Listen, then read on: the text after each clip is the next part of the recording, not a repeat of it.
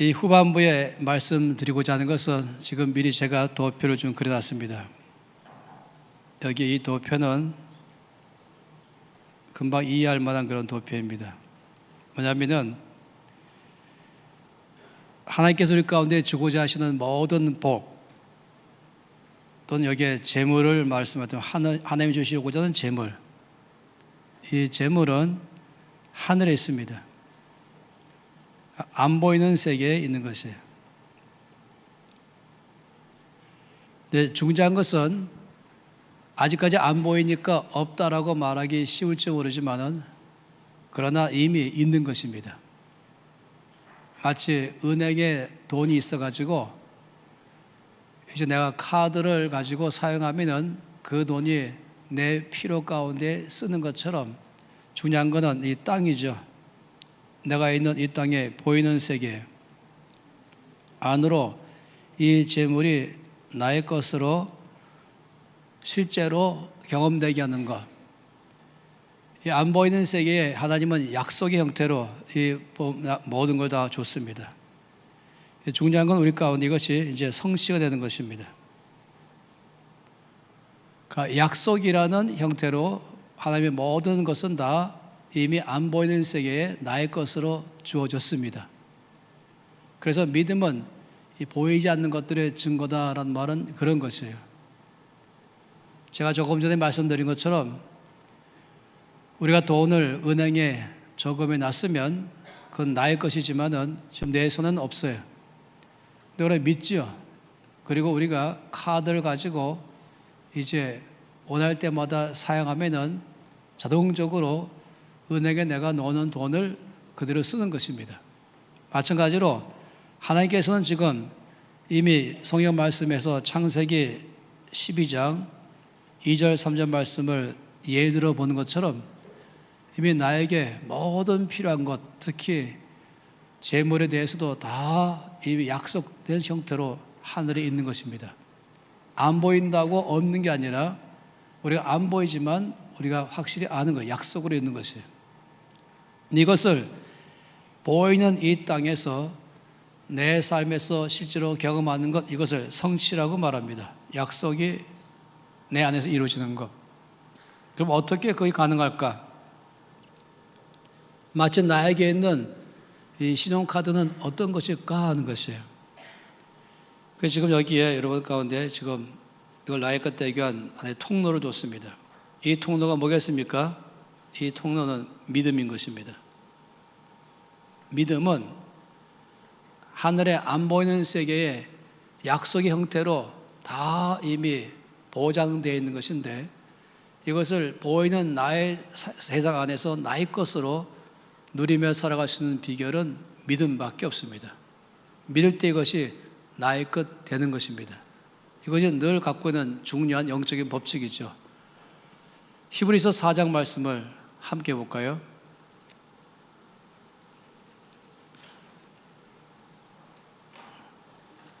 제가 이 새로운 마이크 시스템을 좀 익숙하게 돼가는 과정이 있습니다. 저는 늘 모니터를 통해서만 하다가 히브리서 4장 2절 말씀입니다. 이 말씀은 그대로 잘 보여주고 있는 것이죠. 히브리서 4장 2절 함께 읽겠습니다. 그들과 같이 우리도 복음 전함을 받은 자이나 들은 바 그 말씀이 그들에게 유익하지 못한 것은 듣는 자가 믿음과 결부시키지 아니함이라. 이 말씀은 언제 쓰신지 아시죠? 이 말씀은 온 이스라엘 백성들이 다 약속받고 애굽에서 나왔습니다. 그 약속은 뭐냐면은 하나님께서 이렇게 말씀했어요. 내가 아브라함과 이삭과 야곱에게 약속한 대로 너희들에게 그 가나안 땅을 줄 것이다. 그 약속 가지고 그들을 애굽에서 나오겠죠.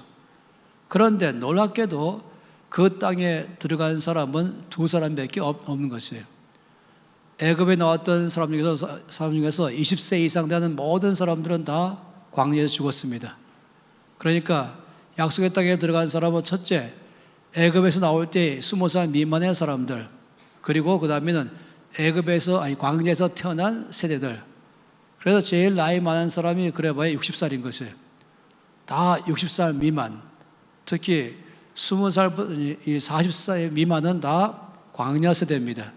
이들만 들어갔죠. 그런데 여호수아와 갈렙은 들어갔습니다. 나머지는 못 들어갔습니다. 잘못 생각하면은 하나님이 약속을 지키지 않았다 이렇게 말하기 쉽지만 아니요. 하나님은 약속을 반드시 지키는 분이십니다. 그런데 왜 이것이 그들의 삶에서 일어나지 않았을까? 중요한 것은 바로 믿음이었습니다. 약속하신 것이 나의 것으로 경험되게 하려면 이것을 믿을 때에 나의 것 되는 것입니다. 예를 들어 말한다면 예수님은 모든 사람을 위해서 십자가에서 죽으셨습니다. 하나님은 모든 사람을 사랑하심으로 그들의 죄를 해결하기 위해서 예수님을 보내시고 모든 사람의 죄를 짊어지시고 세상 죄를 짊어지시고 십자가에서 죽으시고 해결했습니다. 그렇지만은 모든 사람이 다 구원받는 건 아닙니다. 모든 사람이 다 제사함 받는 건 아닌 것이에요. 어떤 사람이 구원받는가? 믿을 때에 구원되는 것입니다. 이 사실을 믿을 때에 그 순간에 이 모든 약속이 나의 삶에 경험되기 시작하는 것이에요. 그래서 항상 마음으로 믿고 입으로 신한다는 말이 그 말인 것이죠. 그래서 믿음은 마치 저는 뭐처럼 표현하면은 이 전기 스위치로 많이 말합니다. 전기 스위치는 전원이 어디까지 와 있는가? 스위치까지 이미 다 와 있어요. 그래서 스위치를 딱 누르는 순간에 바로 불로 표현되어 버린 것입니다. 그 스위치가 바로 믿음인 것입니다. 또 믿음은 수도꼭지 같은 것이에요. 물은 이미 꼭지까지 와 있습니다. 근데 이것을 우리가 수도꼭지를 트는 순간에 물이 나오는 것이에요. 그래서 이미 여기 와 있어요. 단지 지금 물이 안 나고 있고 불이 표현되지 않은 것 뿐이지만 이미 다 와 있거든요. 그래서 스위치를 켜는 순간에 이것이 불로 나오는 것처럼 이 꼭지를 트는 순간에 물이 나오는 것처럼 하나님의 모든 말씀은 약속의 형태로 이미 보이지 않는 세계에 충분하게 있는 것입니다. 이 창세기 12장의 모든 약속의 말씀은 이미 우리 가운데 보이지 않는 세계에 와 있어요. 약속의 형태로 와 있는 것입니다. 이것을 나의 것으로 경험하는 사람은 믿을 때에 이것이 나의 것 되기 시작하는 것입니다. 그래서 4장 2절 말씀에 그들처럼 우리도 복음 전함을 받은 자이나 들은 바 그 말씀이 그들에게 유익하지 못한 것은 다시 말하면 그 약속의 말씀이 그들의 삶에서 성취되지 않은 것은 듣는 자가 믿음과 결부시키지 아니하였다. 이전 번역은 믿음으로 화합하지 아니했다라고 말한 것이에요. 믿을 때에 이 약속이 나의 것으로 성취가 되는 것입니다. 이것이 앞으로도 아주 중요한 것이에요. 이 비밀을 안다면 우리 가운데 늘 중요한 것은 이 믿음인 것입니다. 그래서 하나님께서 우리 가운데 우리 안에서 이 믿음으로 이 약속의 말씀을 나의 것으로 취하는데 조금 더 이 말씀들을 설명해 보도록 하죠. 먼저는 조금 멀리서부터 말씀을 좀 출발해 보겠습니다. 마가복음 4장 말씀부터 보도록 하죠. 마가복음 4장 말씀에서부터 이 말씀을 좀 보겠습니다.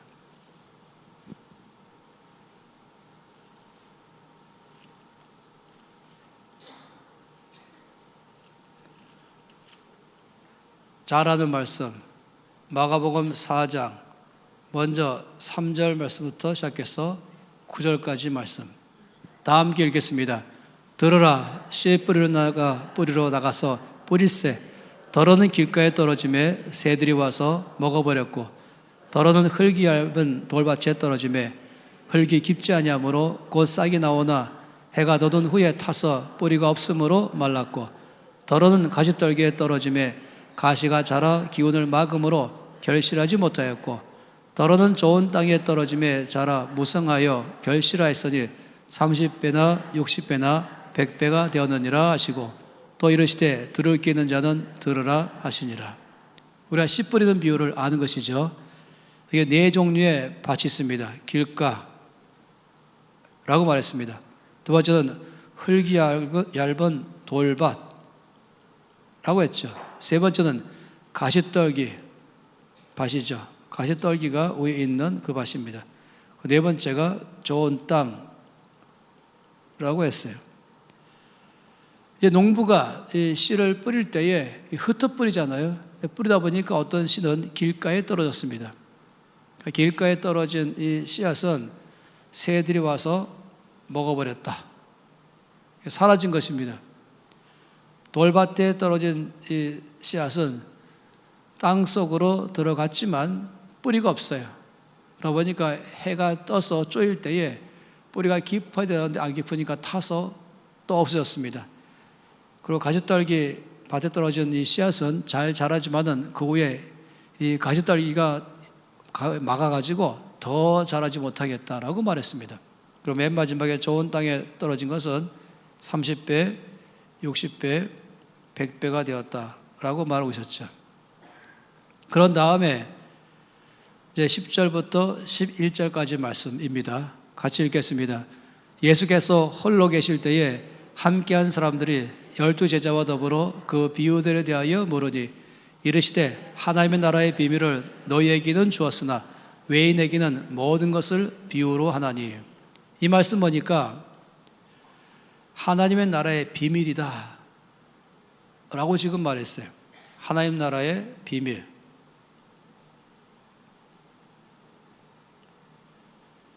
비밀의 정의가 무엇입니까? 비밀의 정의는 모든 사람이 다 안다, 그거 아닙니다. 두 번째, 아무도 모른다, 이것도 아닙니다. 비밀의 정의는 아는 사람은 알고 모르는 사람은 모른다, 이럴 때 이 비밀의 정의가 되는 것이에요. 하나님 나라의 비밀, 그러니까 모든 사람이 다 아는 게 아니라는 것이에요. 그래서 아는 사람은 알고 많은 사람은 모른다라고 말한 것입니다. 그러면서 이건 좀 비밀이라고 말씀했어요. 그러면서 어떤 사람이 이 비밀을 알 수 있을까? 10절 말씀에 예수께서 홀로 계실 때에 주께 와서 사람들이 질문했죠. 그 소수의 사람들이 와서 질문했어요. 들은 사람은 다수인데 이 말씀의 비밀을 깨달은 사람은 소수인 것입니다. 그래서 이 말씀 보니까 이제 13절 말씀부터 시작해서 20절까지 말씀은 이 비밀이 무엇인가를 그들 가운데 설명을 해 주신 것이죠. 13절에서 시작해서 14절부터 보죠. 14절에서 20절 말씀 함께 보겠습니다. 뿌리는 자는 말씀을 뿌리는 것이라. 말씀이 길가에 뿌려졌다는 것은 이들을 가리킴이니 곧 말씀을 들었을 때 사탄이 즉시 와서 그들에게 뿌려진 말씀을 빼앗는 것이요. 또 이와 같이 돌밭에 뿌려졌다는 것은 이들을 가리킴이니 곧 말씀을 들을 때 즉시 기쁨으로 받으나 그 속에 뿌리가 없어 잠깐 견디다가 말씀으로 인하여 환난이나 박해가 일어날 때에는 곧 넘어지는 자요.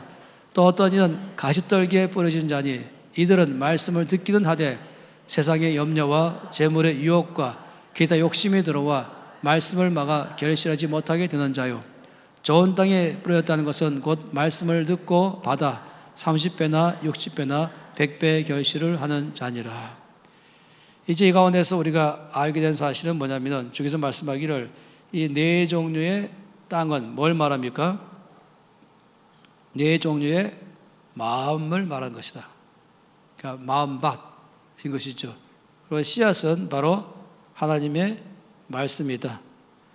그 말씀이 그 마음에 떨어질 때에 그 사람의 마음의 상태에 따라서 그 말씀의 역사는 달라진다. 이렇게 지금 말씀을 하고 있습니다. 일단 상식적인 말씀부터 나와 있는 것이죠.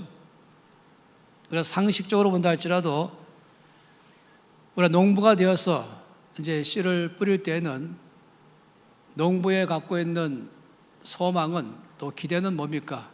내가 씨를 뿌린 이 씨앗이 좋은 땅에 떨어져서 많은 열매를 맺는 것이 농부에 갖고 있는 기대입니다.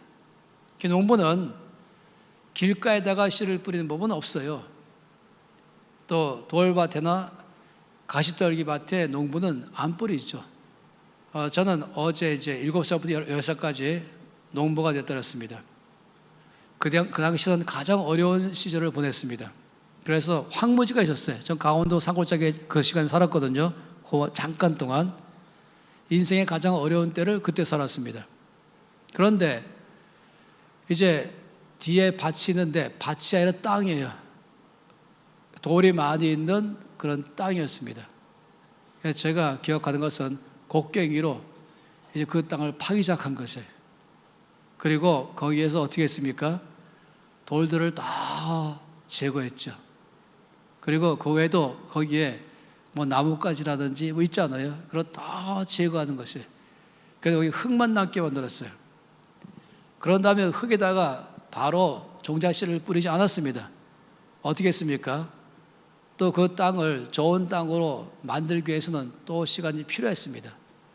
그래서 그 땅이 좋은 땅이 된 다음에 그 후에 거기다가 이제 씨를 뿌렸습니다. 흙으로 만들고 그리고 뿌린 다음에 또 거름을 줬죠.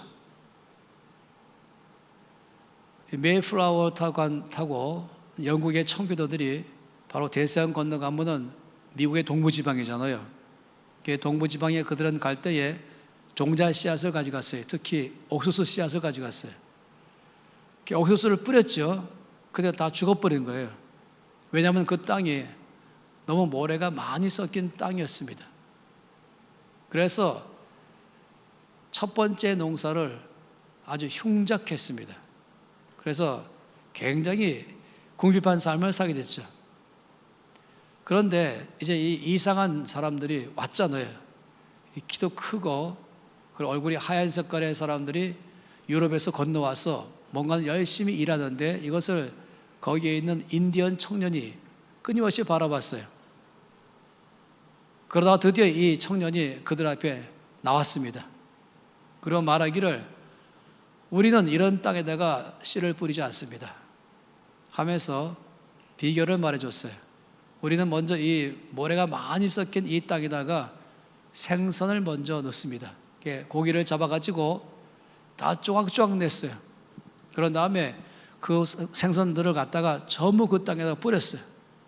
그러니까 썩잖아요. 썩으면서 그 땅 전체의 성질을 바꿔버렸어요. 모래가 많은 땅이 바뀌면서 좋은 땅으로 먼저 변화가 된 것입니다. 그 다음에 이제 옥수수를 뿌리니까 정말 놀랍게도 잘 자라나기 시작했습니다. 누구든지 길가밭 씨를 안 뿌려요. 돌밭 안 뿌리죠. 가시떨기밭 안 뿌리죠. 만일에 정상적 농부라면 돌밭에 돌을 제할 것이고 가시떨기를 다 뽑아가지고 다 불태워버리고 거기에 좋은 땅으로 만든 다음에 거기다가 씨를 뿌리는 게 정상입니다. 그리고 흔히 투자 설명회가 있잖아요. 내 돈 갖고 어떻게 하면 더 많이 불릴 수 있을까? 그래서 내가 어디다가 투자하면 좋을까? 어느 은행이 좀 더 내 돈 갖고 잘 불려줄까? 또 어떤 주식을 사야 될까? 어디 펀드에 넣어야 될까? 이것이 사람들의 큰 관심거리죠. 그래서 설명을 듣는 것입니다. 마찬가지로 이제 우리가 그런 면으로 말한다면 나에게 있는 것 가지고 내가 어디에다가 심어야 열매를 많이 맺게 될 것인가? 중요한 문제입니다. 그래서 일부러 이 씨 뿌리는 비유를 지금 생각해 본 것입니다. 이걸 여러분이 마음속에 참고로 두면 참 좋겠습니다. 하나님께서는 우리 가운데 어떻게 하시냐면 곡식을 준 것이 아니라 종자 씨를 주셨습니다. 씨앗을 줬죠. 심을 씨앗을 주고 이걸 우리 가운데 많이 수확하기를 바라셨습니다. 그럼 정상적인 사람이라면 어디에다가 씨를 뿌릴 것인가? 당연히 좋은 땅에다가 뿌리는 것입니다. 그러면 거기에서 열매를 많이 맺게 되는 것이죠. 마태복음 6장 말씀 보겠습니다. 지금 제가 여러분에게 지금 뭘 말씀드리냐면 하나님의 나라의 비밀을 말씀드린 것이에요. 주께서 제 아들에게 하나님 나라의 비밀을 모든 사람에게는 알리지 않고 정말로 말씀대로 살기를 바라는 사람들에게 이 비밀을 지금 말한다 하시면서 설명했습니다. 어찌 보면 이 시간에도 이번 주간도 지금 비밀을 말하는 과정이 있는 것이에요. 마태복음 6장 19절부터 21절까지입니다. 6장 19절에서 21절 읽을까요? 너희를 위하여 보물을 땅에 쌓아두지 말라. 거기는 좀과 동록이 해하며 도둑이 구멍을 뚫고 도둑질하느니라. 오직 너희를 위하여 보물을 하늘에 쌓아두라. 거기는 좀이나 동록이 해하지 못하며 도둑이 구멍을 뚫지도 못하고 도둑질도 못하느니라. 내 보물이 있는 그곳에는 내 마음도 있느니라. 이 참 굉장한 말씀입니다. 이 말씀 보니까 보물을 어디에 쌓아둘 것인가 이 말씀했습니다. 그 보물을 첫째 쌓지 말 곳은 땅입니다. 왜냐하면 거기는 좀과 동록이 해하고 또 도둑이 훔쳐가기 때문에 그렇습니다. 그래서 보물을 하늘에 쌓아두라 했습니다. 왜냐하면 거기는 좀과 동록이 해하지 못하고 또 도둑이 훔쳐가지 못하기 때문에 가장 확실한 곳입니다. 어떻게 말하면 우리의 보물을 어디다가 투자할 것인가, 또 어찌 보면 농부로 말하면 씨앗을 어디 뿌릴 것인가, 다 큰 원칙은 같은 것입니다. 가장 안전한 곳, 가장 많은 이윤이 나는 곳, 가장 풍성한 열매를 걷게 하는 것, 그런 것을 살피면서 거기다가 두라는 것이에요. 그래서 말씀하기를 이렇게 말했어요. 너희를 위하여 라고 말했어요. 하나님 위해서가 아니라 너희를 위하여, 반복해서 20절에도 또 한 번 오직 너희를 위하여 보물을 하늘에 쌓아두라. 그러니 이 말씀은 그대로 이 말씀의 의미를 설명한다면 이렇게 말할 수 있어요. 하늘 은행이 있다 하는 것이죠. 하늘에 쌓아두라 하니까 하늘 은행이 있는 것이에요. 그러니까 너희 보물을 쌓아둘 때에 하늘 은행에 쌓아두라. 그러면 거기는 확실하다 하는 것이에요. 그런데 여러분 기억하실 것이 있습니다. 하나님 나라의 원칙이 있습니다. 하나님 나라의 원칙은 어디나 배가입니다. 한번 여러분 묵상해 보세요. 하나님이 지으신 것 어떤 것을 보든지 거기는 배가가 일어납니다. 이런 배가예요. 5 더하기 2는 얼마냐 하는 것이에요. 5 더하기 2는 7이다 라고 말하는 사람은 배가하고는 전혀 상관이 없는 말이에요. 그런데 5 더하기 2는 얼마냐 라고 말할 때 5천 더하기 풀 12이다 라고 말한다면 이 수학이 과연 가능할까? 이런 수학이 있을까? 5 더하기 2는 5천 더하기 12, 그것도 풍성한 12 가능할까요? 5 더하기 2는 7이지 무슨 5 더하기 1이 5천 더하기 10이냐. 5 더하기 2는 7로 아는 사람은 그냥 세상에서 사는 삶만 아는 사람이에요. 근데 5 더하기 2는 5천 더하기 12로 아는 사람은 하나님 나라의 법칙을 아는 사람인 것입니다. 예를 들어 말해볼게요.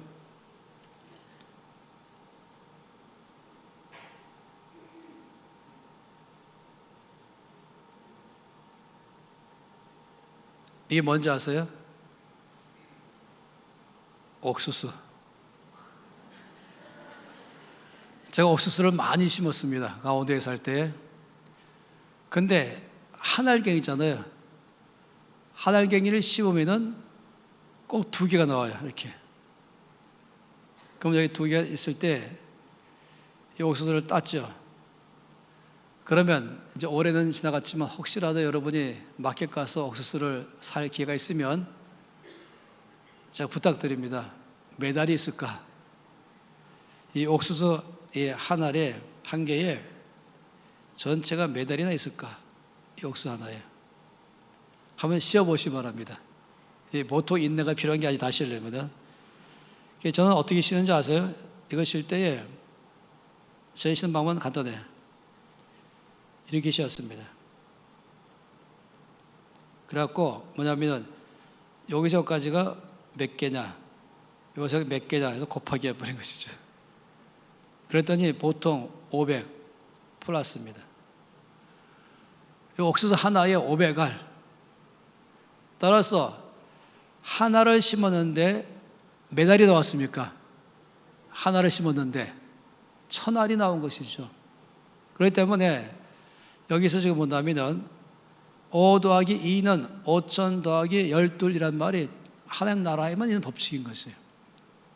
알갱이 하나를 심었지만 거기서 1000알이 나오기 때문에 알갱이를 5알 심으면 5000알 나오는 것입니다. 제가 제일 놀라는 것은 어제 잠깐 말씀드린 것처럼 집 앞에 꽃밭에 뭐라고요? 맨드라미.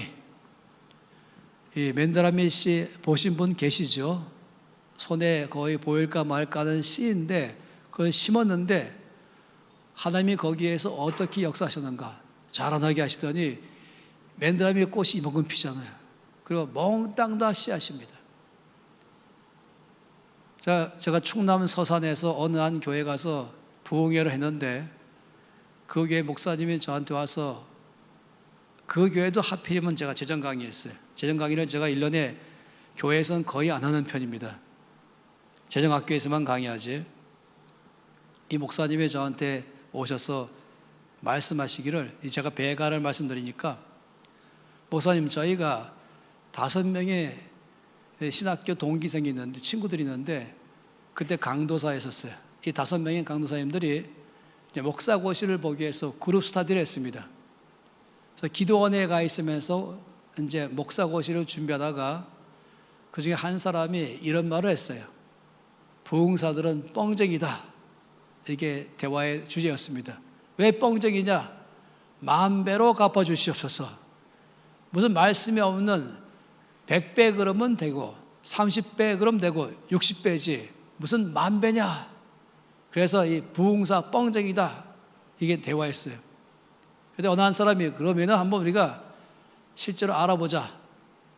뻥쟁이인가 아닌가? 어떻게 알아볼까? 마침 그 기도원이 있는데 조금만 내려가면은 조밭이 있었어요. 조. 그래서 조 이삭 하늘을 잘라왔어요. 그리고 이 5분의 간호사님들이 쉬는 시간에 신문지 깔아놓고 이 조 이삭들을 이제 하나 이삭에서 5개 가져가서 다 쉬기 시작했어요. 이 하나에 좁쌀이 몇 개나 나오나 굉장히 수고했던 것입니다. 그런데 얼마 나온지 아세요? 24,000개 나왔어요. 이 좁쌀 하나를 땅에 심었더니 조가 나오고 조 이삭을 맺었는데 24,000알이 나오니까 그날로 끝난 말이 뭐겠습니까? 뻥쟁이라는 말은 끝났습니다. 한마디로 말하면 하나님이 하시는 것은 다 이런 식입니다. 사람이 하는 것은 5 더하기 2는 7이에요. 하나님이 하신 것은 그렇지 않습니다. 하나님은 언제나 배가 하십니다. 그럼 창세기 1장 말씀 보세요. 창세기 1장 말씀부터 말씀하는 게 있습니다. 1장 11절 12절입니다. 창세기 1장 11절과 12절 같이 읽지요. 하나님이 이르시되 땅은 풀과 씨 맺는 채소와 각기 종류대로 씨 가진 열매 맺는 나무를 내라 하시니 그대로 되어 땅이 풀과 각기 종류대로 씨 맺는 채소와 각기 종류대로 씨 가진 열매 맺는 나무를 내니 하나님이 보시기에 좋았더라. 이게 주님 나라의 법칙입니다. 뭐라고 말씀했어요? 채소는 무슨 채소입니까? 씨 맺는 채소. 나무는 어떤 나무입니까? 씨 가진 열매 맺는 나무. 감나무 하나에서 감이 몇 개나 열릴까? 참 한번 궁금하지 않겠어요? 감나무 하나에 맺히는 감이 몇 개나 열릴까? 보통이 아닙니다. 포도는 어떻고 사과는 어떻고. 제가 제주도에 살 때에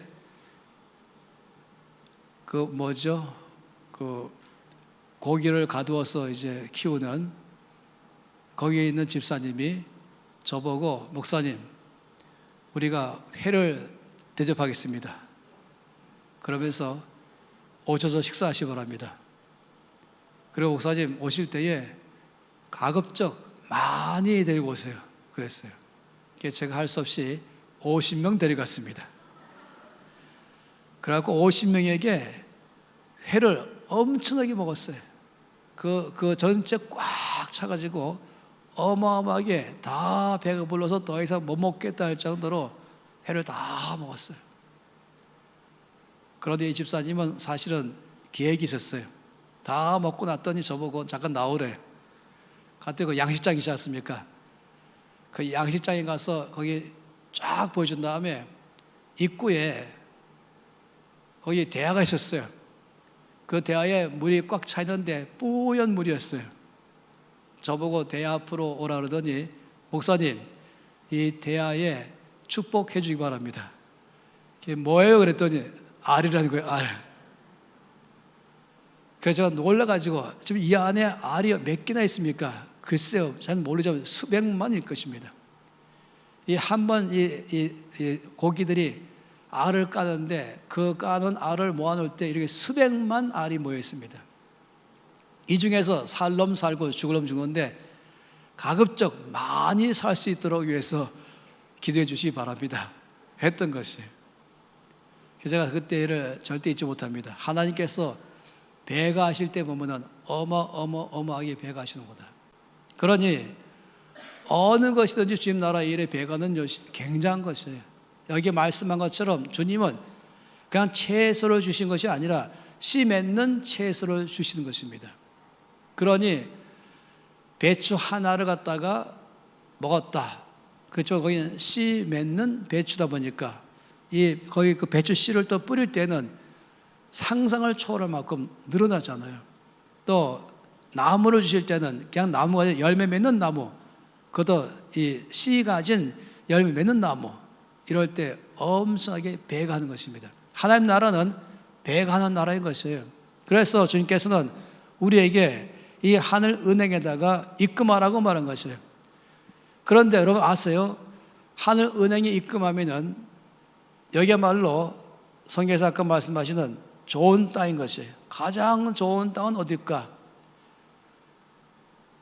가장 많은 열매를 맺을 수 있는 좋은 땅은 어딜까 말할 때 한마디로 말하면 하늘 은행이 가장 좋은 땅인 것입니다. 그래서 우리의 보물을 이 하늘 은행에다가 하나님께서는 입금하라 라고 말씀했어요. 그럼 어디가 하늘 은행일까? 어떻게 하는 것이 하늘 은행에 입금하는 방법일까? 이게 아주 중요한 것이에요. 그래서 이걸 또 다른 면으로 말한다면, 농부로 말한다면 좋은 땅에다가 씨앗을 심어라 하는 것처럼 너의 보물을 좋은 땅에다가 심어라. 이 보물은 은행에 입금하는 거잖아요. 그래서 보물 그러면은 이제 입금하는 것이고, 씨앗 그러면 심는 것입니다. 그러니까 내가 너한테 준 씨앗 가지고 좋은 땅에 심어라. 내가 너한테 준 이 보물 가지고 하늘은행에 입금하라. 다 같은 것이에요. 아시죠? 이게 다른 표현이지만은 같은 의미를 쓰는 것이에요. 어떤 사람이 초기에 특히 신학자들이 그런 말하는 것이에요. 어떻게 돈 다루는 것 가지고 그걸 가지고 땅에 씨 뿌리는 비유로 마음대로 확대 해석합니까? 하는 것이 아니요. 이건 주님 나라의 원칙을 말하고 있고 비밀을 말하고 있는 것이에요.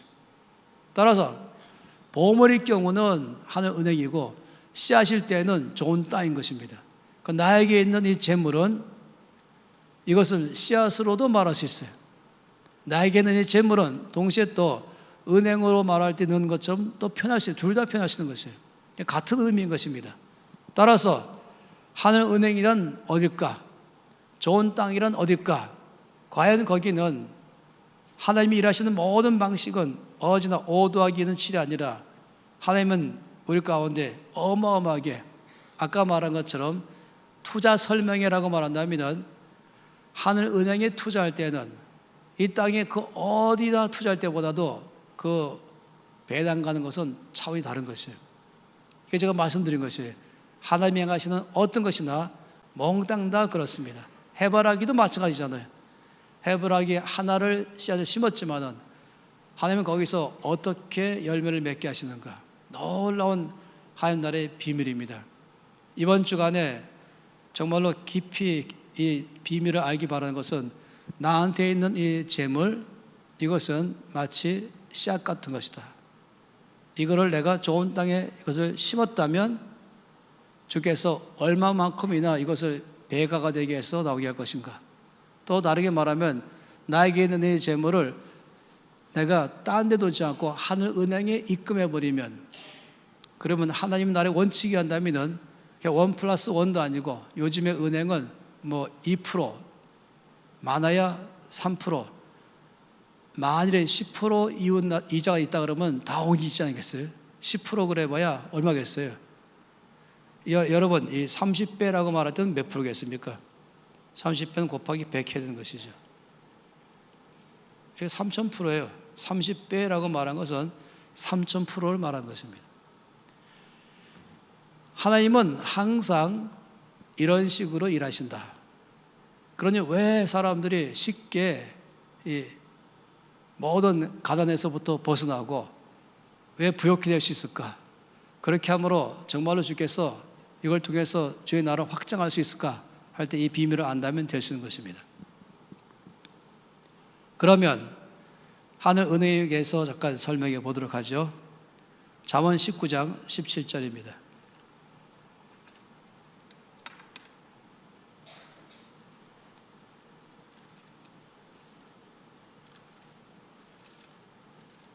잠언 19장 17절 말씀.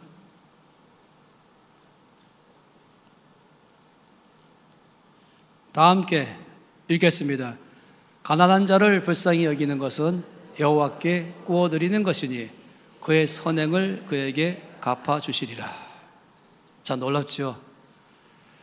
하늘은행에 입금하는 것은 중요한 줄 알겠는데, 그러면 내가 신한은행은 입금한다 알겠는데, 국민은행 입금한다 알겠는데, 하늘은행 입금한다 어떻게 하는 것인가? 이 17절 말씀 보니까 가난한 자를 불쌍히 여기는 것은 여호와께 구워드리는 것이다. 여러분, 이 단어는 이렇게 말한 것이죠. 여러분이 여러분의 재물을 가지고 가난한 사람을 여기서 불쌍히 여긴다 하는 말은 뭐겠어요? 아, 불쌍하다, 아, 안 됐다, 아, 불쌍하다, 이 말하는 것이 아니죠. 실질적으로 나에게 있는 재물 가지고 그 사람에게 나눠준다. 그 사람의 그지 뭐 1,000원이든 10,000원이든 얼마든 상관없이 옷 한 벌이든 아니면은 거기다가 쌀 한 줌을 주든 아니면 칫솔 하나를 주든 다 포함해서 다 말하는 건 아니겠어요? 이것이 바로 가난한 자를 불쌍히 여긴다. 이것은 실질적으로 재물을 준다는 걸 말하는 것이 X 이상을 말하는 것이 그냥. 그런데 그럼 이제 내가 가난한 자를 불쌍히 여기서 그 사람에게 돈을 10,000원을 줬어요. 그러면 가난한 자를 불쌍히 여기면 하늘에서는 상급이 있고 하나님이 칭찬할 것이고 착한 일 했다라고 주께서 그날에 칭찬할 것이요 라고 말한다면 될 수 있어요. 근데 이 말씀은 그렇게 말씀 안 해줬어요. 내가 가난한 자를 불쌍히 여기서 나의 것을 주면 그건 나는 내 것이 이제 10,000원 줬으니 나는 10,000원이 사라졌을 것이요 이렇게 말할 수 있는 것입니다.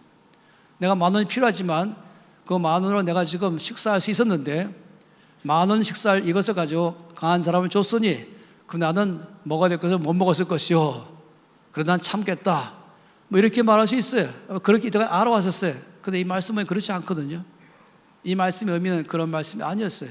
가난한 자를 불쌍히 여기는 것은 여호와께 구워드리는 것이다. 그건 주님 뭐라고 말씀하실까요? 주께서 하늘은행의 은행원들에게 말하기를 입금으로 잡아라 이것 아니겠어요? 지금 저 사람이 가난한 사람에게 10,000원 줬다 그러면 사라졌다가 아니라 하늘은행에 10,000원을 입금했다라고 입금으로 잡아라 하는 것입니다. 이거는 마치 또 그 씨앗 가지고 먹지 않고 가난한 사람에게 주었다 이 말은 땅에다가 심었다 하는 것입니다. 어디가 좋은 땅인가? 가난한 자인 것입니다. 어디가 하늘은행인가? 가난한 자인 것입니다. 지금 이 말씀을 제가 여러분 엉뚱하게 해석하는 게 아니에요. 말씀 그대로인 것이에요. 가난한 자를 불쌍히 여기는 것은 여호와께 구워드리는 것이다. 그 다음이죠. 그러면 입금됐을 때문에 나에게 돌려주잖아요. 갚아주잖아요. 뭐랬습니까? 그의 선행을 그에게 갚아주시리라. 이 말씀에 갖고 있는 이 갚아주다라는 이 단어는 독특한 단어입니다. 이 단어는 이런 것입니다. 이 말씀의 쉬운 성경은 이 말씀을 원래의 뜻을 잘 설명하려고 애를 썼습니다. 이렇게 말했어요. 후하게 보상하신다. 여기 갚아준다라는 이 뜻은 샬람이라는 뜻인데 이것은 넘치는 보상이다 이것입니다. 하나님께서 보상하실 때 법칙이 뭐라고요? 하나님 나라의 보상의 원칙은 1+1이 아니라는 것이에요. 더구나 2% 아니에요. 2%라면 0.02 아니겠습니까? 다시 말하면 10,000원에다가 0.2% 그러면 20원, 1,200원인가요? 근데 주님 나라 절대로 그런 나라가 아닙니다. 씨앗 알갱이 하나를 땅에 심었을 때에 주께서 여기서부터 얼마큼의 열매를 맺게 하시는가, 이게 주님 나라의 비밀인 것입니다. 따라서 좋은 땅에 심었다, 하늘은행에 입금했다 할 것은 첫 번째는 가난한 자를 불쌍히 여긴다. 이것은 굉장히 중요한 주님 나라의 비밀인 것입니다. 누가복음 6장 38절, 지금 이 동일한 말씀을 여러 곳에서 지금 보고 있어요. 하나님 나라의 법칙을 보고 있는 것입니다.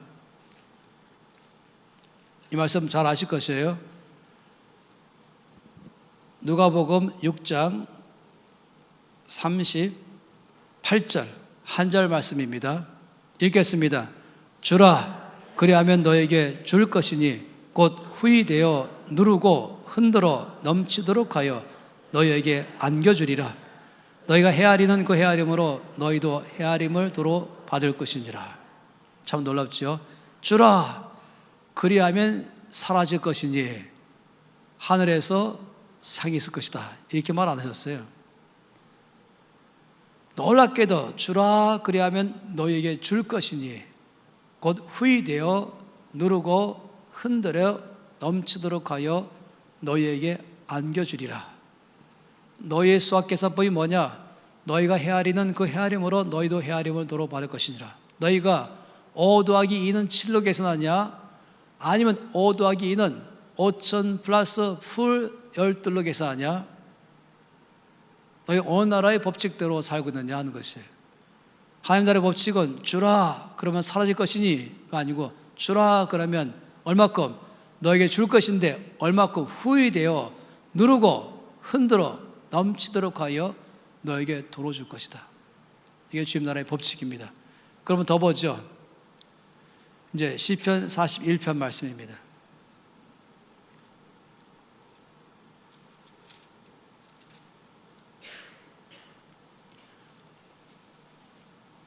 시편 41편 1절에서 3절까지의 말씀입니다.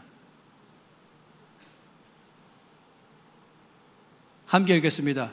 가난한 자를 보살피는 자에게 복이 있으며 재앙의 날에 여호와께서 그를 건지시리로다. 여호와께서 그를 지키사 살게 하시리니 그가 이 세상에서 복을 받을 것이라. 주여 그를 그 원수들의 뜻에 맡기지 마소서. 여호와께서 그를 병상에서 붙드시고 그가 누워있을 때마다 그의 병을 고쳐주시나이다. 참 놀랍습니다.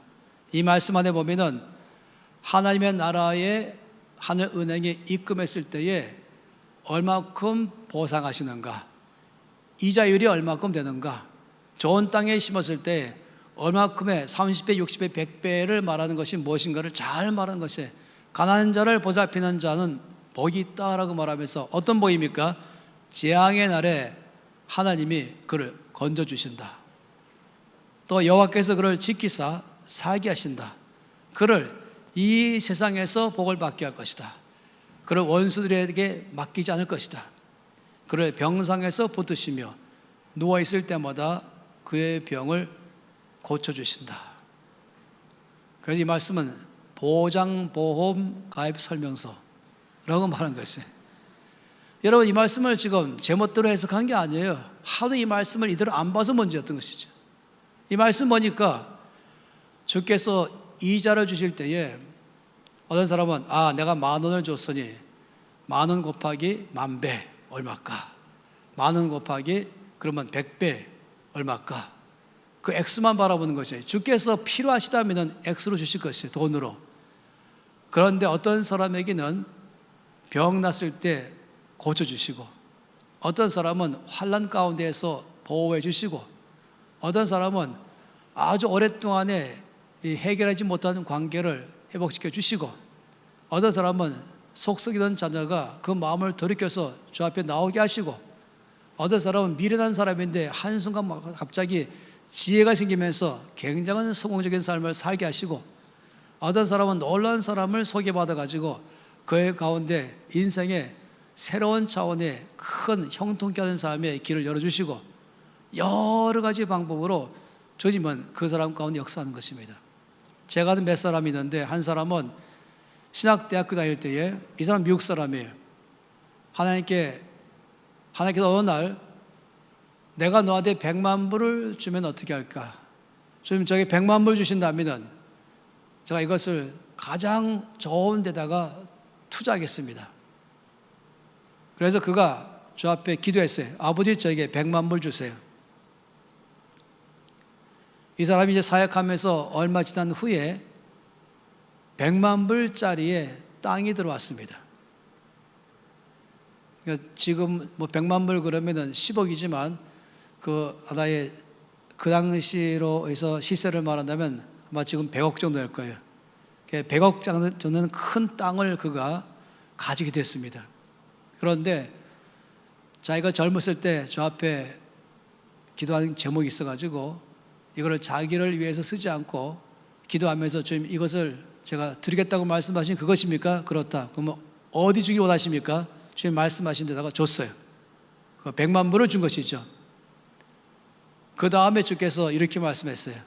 네가 지금 100만 불을 줬다는 것은 내가 너한테 꾸은 것이다. 왜냐하면 내가 지명하는 내가 명하는 곳에다가 네가 주었기 때문에 다르게 말하면 하늘은행에 입금한 것이나 마찬가지고 아니면 좋은 땅에 심은 것과 마찬가지다. 내가 너에게 그렇기 때문에 후하게 보상하겠다 라고 말씀했어요. 그리고 내가 너한테 보상은 이것을 하겠다. 내가 너를 치유자로 쓰겠다. 그것도 열방을 치유하는 치유자로 내가 너를 쓰겠다. 그래서 한마디로 말하면 네이션 힐러는 될 것이다. 그때부터 갑자기 새로운 은사가 나와버렸어요. 없던 은사가 나와버렸어요. 그 전 세계 다니면서 상처 입은 사람들을 치유하는 사역으로 놀랍게 쓰임받는 사람이에요. 어마어마하게 이 사람 통해서 온 땅에서 많은 사람들이 치유받는 일들이 일어났던 것이죠. 이 사람은 이름이 잭 윈터라는 사람입니다. 그래서 우리나라에서도 말할 때도 마치 잭 아버지라고 말할 정도로 무지 많은 사람에게 하나님 아버지 마음을 말하면서 어마어마한 치유가 일어나게 썼던 사람인 것입니다. 이것이 바로 주께서 갚아주는 방법인데 이것은 100만 불과 비교할 수 없는 것이죠. 또 제 친구는 부자예요. 그 할아버지가 초대 정경련 회장이고 또 아버지까지 이어가면서 부자가 이 친구한테 다 돈이 들어왔어요. 이 친구는 이 돈 갖고 상당한 부분을 이제 하나님 나라를 위해서 말씀하신 곳에 주기 시작했습니다. 그리고 어느 날 하나님께서 말씀하기를 내가 너한테 이제 갚아주겠다. 너는 이제부터는 영적인 시야가 열리게 될 것이다. 그리고 온 땅에서 지금 내가 어떤 일을 하고 있는지를 너는 보게 될 것이며 깨닫게 될 것이며 남들이 못 보지만 너는 보게 될 것이며 그리고 너는 그것을 가지고 기도하라. 그때부터 이 사람은 영적 눈이 떠져 버렸어요. 이 사람은 한마디로 말하면 굉장한 재벌 3세였지만은 세상적인 사람이었어요. 재벌 3세로서 우리나라에 사고치는 가장 큰 재벌 2사들의 사고치는 그 다 친구들이었어요. 제 친구였으니까. 그런데 어느 한순간에 갑자기 하늘의 문이 열려버린 것입니다. 그리고 세상을 볼 때 주님이 하신 일을 보는 눈이 그 안에 생겨버렸어요. 말씀 볼 때 말씀 안에 있는 주의 뜻을 이해하는 이해가 팍 바뀌어버린 것이에요. 기도가 바뀌어버렸죠. 그러니까 이것은 돈으로 계산할 수 없는 것입니다. 어떤 사람에게는 돈이 필요하시면 주께서 도와주실 것이에요. 지혜가 필요한 사람에게는 이자를 지혜로 주실 것입니다. 그 사람 가운데 어떤 사람처럼 특별한 은혜를 주어서 아주 놀랍게 쓰임받게 할 수 있는 그런 은사가 필요한 사람에게는 은사를 주실 것입니다. 여러 가지 방법으로 좀 역사를 하신 것이죠. 그래서 그 사람이 가장 필요한 것으로 반드시 갚아주십니다. 이것이 주님 나라의 원칙인 것이죠. 그래서 첫 번째 좋은 땅은 성경에서 끊임없이 말씀하는 것이 바로 가난한 자들이다라고 반복적으로 말씀했어요. 한 가지 말씀을 더 보죠. 이 말씀이 1500군데 나와 있어요. 근데 이사야서 58장 말씀 보겠습니다. 이사야 58장 말씀 가운데서 이제 7절 말씀부터 9절 상반절까지 말씀, 7절 말씀부터 9절 상반절까지 말씀 같이 읽겠습니다. 또 줄인 자에게 내 양식을 나누어 주며 유리하는 빈민을 집에 들이며 헐벗은 자를 보면 입히며 또 내 고륙을 피하여 스스로 숨지 아니하는 것이 아니겠느냐. 그리하면 내 빛이 새벽같이 비칠 것이며 내 치유가 급속할 것이며 내 공의가 내 앞에 행하고 여호와 영광이 내 뒤에 호위하리니 내가 부를 때는 나 여호와가 응답하겠고 내가 부르짖을 때는 내가 여기 있다 하리라. 여러분 말씀 보세요. 7절 말씀은 입금입니다. 하늘은행이 입금했다 또는 좋은 땅에 심었다 이렇게 말할 말씀이 바로 7절입니다. 나에게 있는 재물을 가지고 줄인 자에게 내 양식을 나누어 주며 유리하는 빈민을 집에 들이며 헐벗은 자를 보면 입히며 또 내 골육을 피하여 스스로 숨지 아니하는 것. 어려운 내 형제, 친척, 친구들이 있다면 모른 척하지 않고 그들의 필요를 실제로 네가 채워준다면 이거 입금 아니겠어요? 그럼 어떤 이자가 있을 것인가? 8절부터 9절까지가 바로 그 이자입니다. 뭐랬습니까? 그리하면 내 빛이 새벽같이 비칠 것이다. 내 치유가 급속할 것이다. 다른 사람보다 회복 기간이 무지 빨라지는 것이에요. 내 공의가 내 앞에 행하고 여호와 영광이 내 뒤를 호위할 것이다. 내가 부를 때에 나 여호와가 응답하였고 내가 부르짖을 때에 내가 여기 있다 하리라. 기도 응답받는 삶, 응답받는 기도의 풍성한 삶. 어떤 문제가 있다 할지라도 그 문제가 해결되는 삶을 말하는 것이죠. 이 굉장한 이자 아니겠습니까? 또 있어요. 10절 말씀부터 12절까지 말씀입니다. 이사야 58장 10절부터 12절 읽겠습니다. 줄인 자에게 내 심정이 동하며 괴로워하는 자의 심정을 만족하게 하면 내 빛이 흑암 중에서 떠올라 낮과 같이 될 것이며 여호와가 너를 항상 인도하여 메마른 곳에서도 내 영혼을 만족하게 하며 내 뼈를 견고하게 하리니 너는 물된 동산 같겠고 물이 끊어지지 아니하는 샘 같을 것이라. 내게서 날 자들이 오래 황폐된 것들을 다시 세울 것이며 너는 역대의 파괴된 기초를 쌓으리니 너를 일컬어 무너진 데를 보수하는 자라 할 것이며 길을 수축하여 거할 곳이 되게 하는 자라 하리라. 엄청난 말씀이에요. 10절 상반절의 말씀은 다시 또 하늘은행이 입금했을 때에 그 다음에 어떻게 이자율이 지급되는가 이렇게 봐도 아무 무방하죠. 또 이것은 좋은 땅에 심었을 때에 얼마큼의 열매를 거둘 것인가 말하는 것이에요. 그래서 10절 말씀에 줄인 자에게 내 심정이 동하며 괴로워하는 자의 심정을 만족하게 하면 여기까지가 입금이죠. 그럼 지급은 무엇입니까? 그러면 내 빛이 흑암 중에서 떠올라 내 어둠이 낮처럼 될 것이다. 여호와가 항상 너를 인도할 것이다. 메마른 곳에서도 내 영혼을 만족하게 할 것이다. 내 뼈를 견고케 할 것이다. 너는 물된 동산 같겠고 물이 끊어지지 아니하는 샘 같을 것이다. 굉장하죠. 나의 삶에 베푸시는 이자율이 어마어마한 것입니다. 더 나가서 12절은 이렇게 말해요. 내게서 날 자들이 오래 황폐된 것들을 다시 세울 것이며 너는 역대의 파괴된 기초를 쌓으리니 너를 일컬어 무너진 데를 보수하는 자라 할 것이며 또 길을 수축하여 거할 곳이 되게 하는 자라 하리라. 굉장하죠. 이 사람은 가는 곳마다 회복하게 하고 가는 곳마다 세우게 하며 이 사람이 가면은 황무지에 꽃이 피기 시작하고 이 사람이 가면 거기서 메마랐던 모든 땅 가운데 물이 흐르기 시작하면서 거기를 회복하고 세우고 열매를 맺는 땅으로 바꿔버린다. 어마어마한 것이죠. 치유하는 사람, 회복하는 사람. 이런 사람이 정치계에 있으면은 나라가 세워지고 경제가 있으면은 경제가 견고해지고 교육에 있으면은 교육의 기초가 든든히 쌓아지게 될 것이며, 모든 면 가운데서 이런 사람에게 말씀하기를 내가 이렇게 너희 삶에 하겠다고 말씀했습니다. 그러니 이게 어찌 작다고 말하시겠습니까? 내 보물을 하늘에 쌓아두라고 말씀하시고, 또는 내가 너한테 준 이 씨앗, 이 재물을 가지고 좋은 땅에 심어라 그럴 때 그 좋은 땅이 바로 이것이 첫 번째가 바로 가난한 자에게 준다.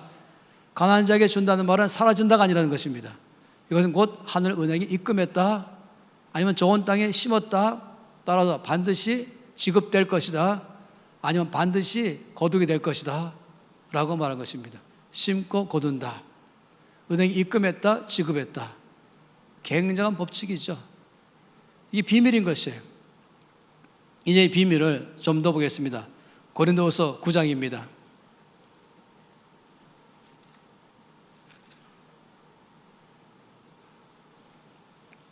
고린도후서 9장.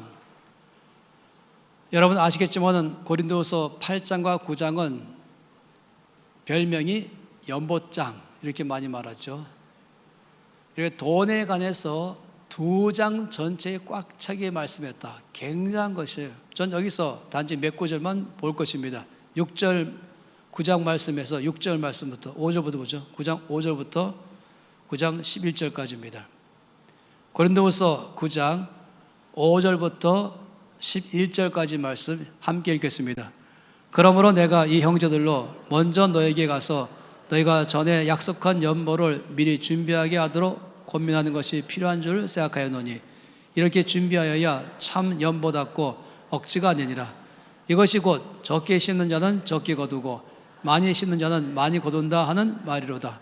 각각 그 마음에 정한 대로 할 것이요 인색함으로나 억지로 하지 말지니 하나님은 즐겨 내는 자를 사랑하시느니라. 하나님이 능히 모든 은혜를 너에게 넘치게 하시나니 이런 너희로 모든 일에 항상 모든 것이 넉넉하여 모든 착한 일을 넘치게 하게 하려 하심이라. 기록된 바 그가 흩어 가난한 자들에게 주었으니 그의 의가 영원토록 있느니라 함과 같으니라. 심는 자에게 씨와 먹을 양식을 주시는 이가 너희 심을 것을 주사 풍성하게 하시고 너희 의의 열매를 더하게 하시려니 너희가 모든 일에 넉넉하여 너그럽게 연보를 하면 그들이 우리로 말미암아 하나님께 감사하게 하는 것이라. 자, 이 말씀 앞에서 보겠습니다. 먼저 5절 말씀 보세요. 5절에 뭐라고 말씀했습니까? 5절 말씀은 지금 재물을 어떻게 다루는가 하는 걸 말하고 있어요. 재물을 말씀하고 있습니다. 다르게 말하면 연보를 말하고 있죠. 헌금하는 걸 말하고 있습니다. 그래서 준비하라 하면서 참 연보가 뭐냐, 그래서 재물을 어떻게 쓰는가에 대한 재물을 살아오는 돈 다른 걸 말하고 있어요. 6절 말씀 무엇입니까? 6절 말씀은 농사를 말하고 있어요. 적게 심는 자 적게 거두고 많이 심는 자 많이 거둔다, 이렇게 이거 말씀했어요. 7절 말씀 무엇입니까? 7절 말씀은 다시 또 헌금 재물을 말씀하고 있습니다. 7절은 마음에 정한 대로 하라, 인색함으로나 억지로 하지 말라, 하나님은 즐겨내는 자를 사랑하신다 하면서 다시 또 이 헌금의 원칙, 재물을 사용하는 원칙, 인색하지 마라 라고 말씀했죠. 그 다음에 8절 말씀 보세요. 8절 말씀 보게 되면은 여기는 둘 다를 말씀하고 있어요.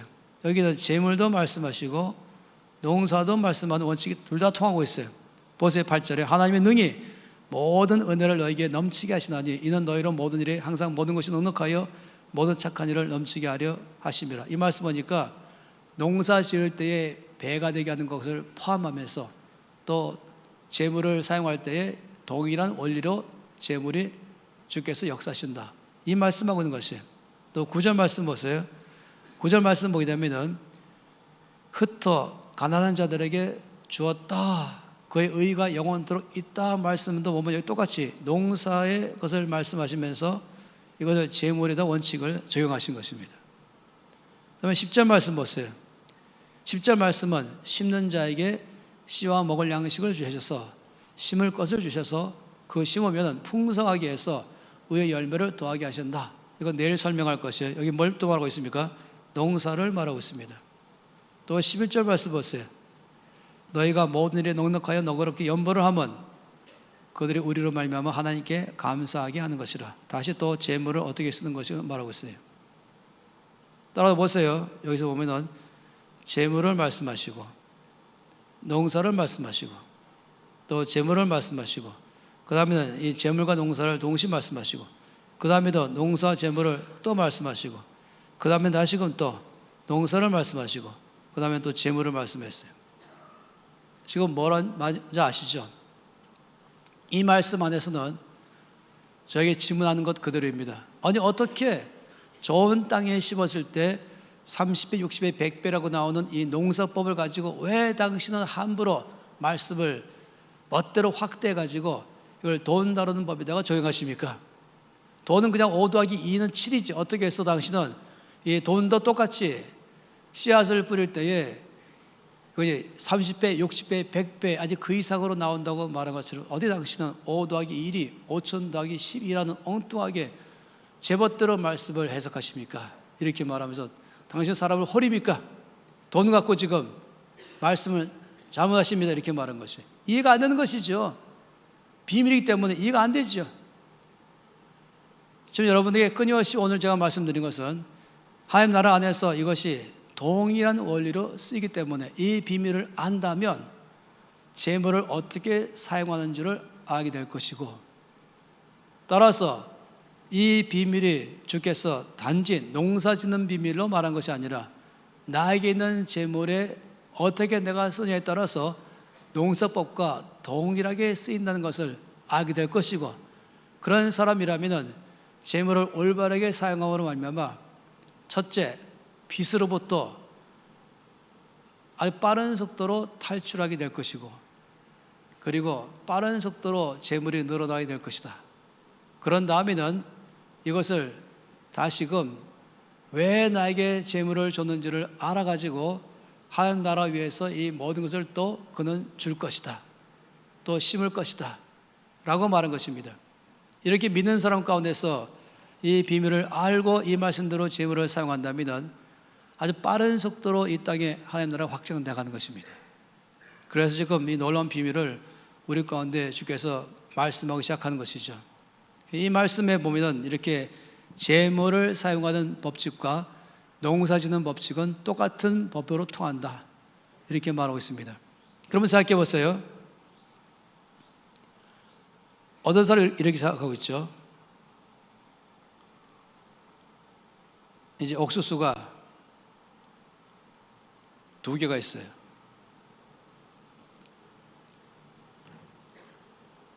이거를 사용하는 방법이 여러 개 있습니다. 첫 번째 방법은 다 먹는다. 몇 개 남습니까? 없습니다. 다 내가 먹었습니다. 다 먹었으니까 없는 거예요. 두 번째, 1개 먹고 1개를 씨로 사용해서 처마에다가 거꾸로 잘 매달아서 바싹 말인 다음에 봄에 이것을 다 500알을 뜯어가지고 하나하나씩 심었다. 그래서 이것을 갖다가 심었다. 하나는 먹고 하나는 심었다. 이 2가지가 있어요. 그러면 이 2가지만 말해 봅시다. 다 먹는다, 아니면 하나 먹고 하나는 심었다. 이럴 때에 다 먹었으면 뭐 그런 대로 배가 불러요. 근데 하나 먹고 하나는 안 먹었어요. 안 먹고 땅에 심었어요. 땅속에 들어가 버렸어요. 사라진 거예요. 이 사람이 아이고 아까워라.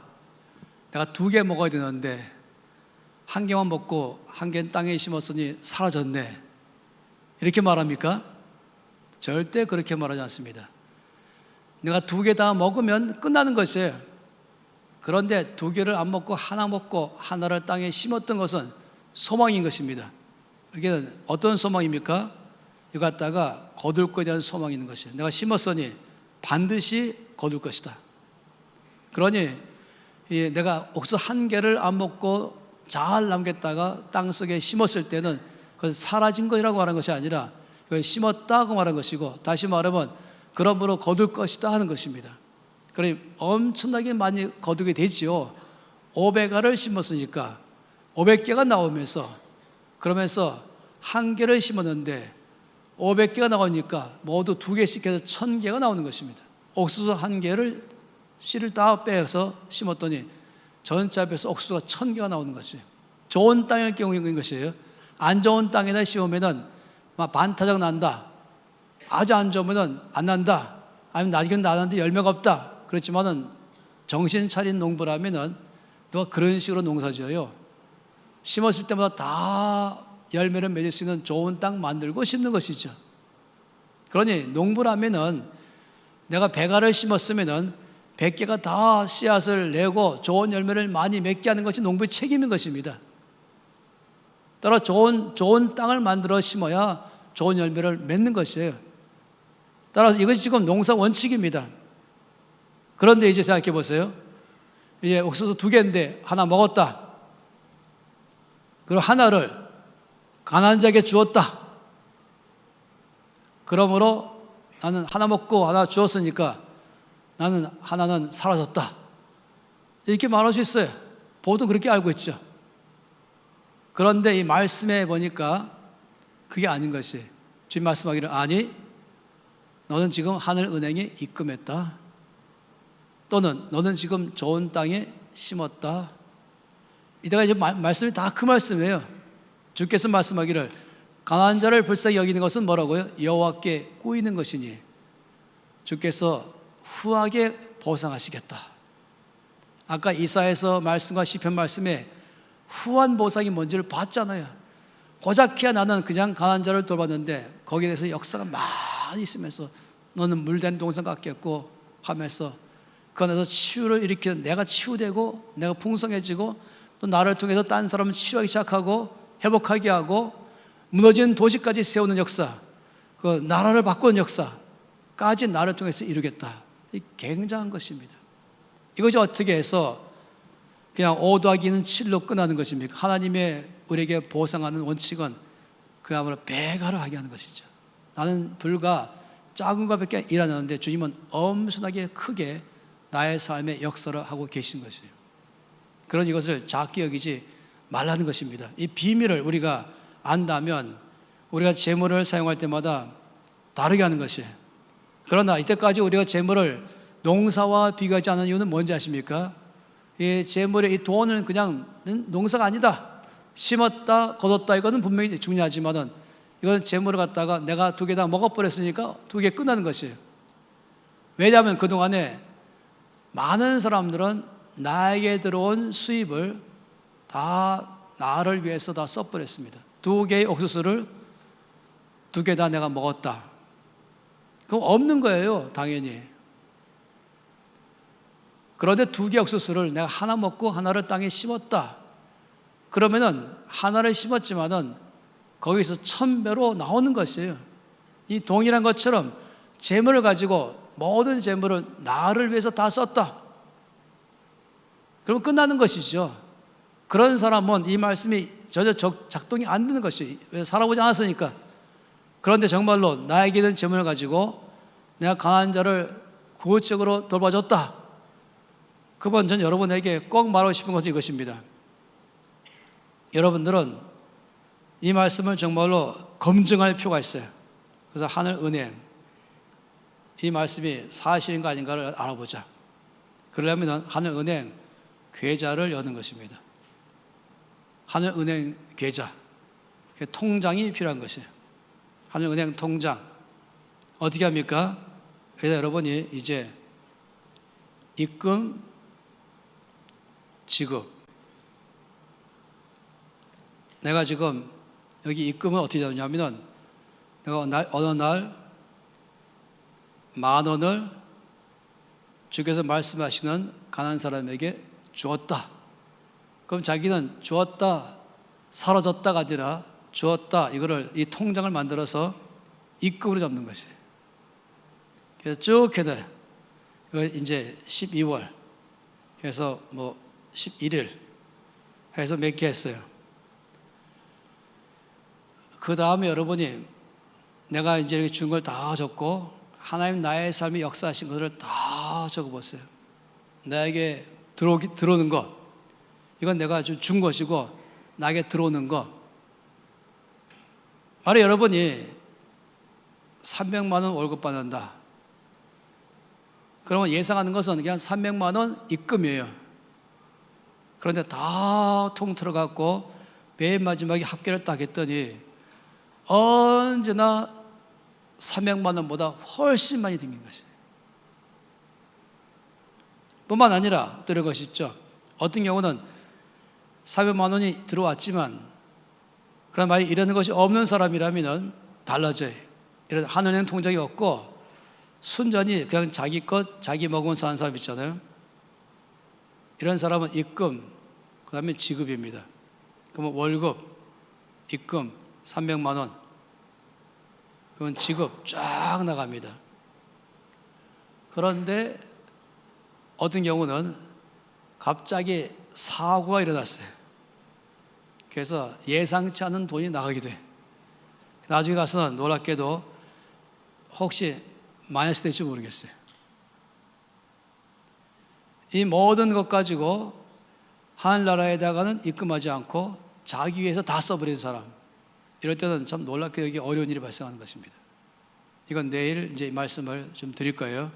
이런 식으로 사는 사람의 경우, 그렇지만 그렇지 않고 자기의 재물을 가지고 이 사람은 나를 위해 쓰는 것만이 아니라 또 주께서 말씀하신 곳에 주었을 때에 이것을 바로 그는 하늘 은행 계좌에 따로 줘가지고, 이런 일반적인 우리 이 입출금 그런 일반적인 가계부가 아니라 이건 하늘 은행 통장인 것이에요.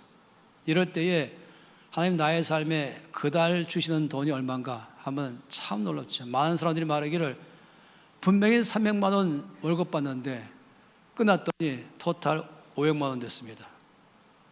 하는 경우, 이럴 때는요, 돈으로만 계산하지 마세요. 누가 나를 특별 초대해서 빕스 갔다. 그럼 갔다 온 것이 그날 먹은 것이 12만 원이다. 그러면 12만 원으로 하나님께서 나에게 지급한 걸로 적어 나가야 되죠. 또 누가 나한테 정말 예상치 못하게 보너스 준 거는 돈이 나가겠고, 옷을 줬다. 그 옷은 이것이 지금 현재 시세가 얼마냐 다 적어보기 시작한다면 나중에 가서 여기 전체 보면 항상 자기 300만 원 월급보다 훨씬 많이 그날 마지막에 다 적혀 있을 것입니다. 이것이 지금 주님 나라의 비밀이다라고 말한 것이죠. 또 좋은 땅은 어딘가? 빌립보서 4장입니다.